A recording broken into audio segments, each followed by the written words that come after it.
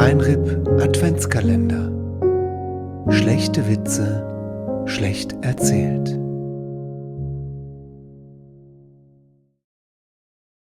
Warum steht ein Pilz im Wald? Weil die Tanne zapfen. Ja, ich habe noch einen Lahme. Ich kann vielleicht 2 zu 1 machen. Ja, wenn der also da, okay. Treffen sich 2 Magnete, sagt der eine. Was soll ich bloß anziehen? Und jetzt, weil es gerade im Angebot ist, noch so ein kurzer. Das ist die Reaktion zum Monchi-San-Biene-Witz. Warum können Bienen so gut rechnen? Warum? Biene, Rechner, Maya, irgendwas? Also Summen bilden. Weil sie sich den ganzen Tag mit Summe beschäftigen.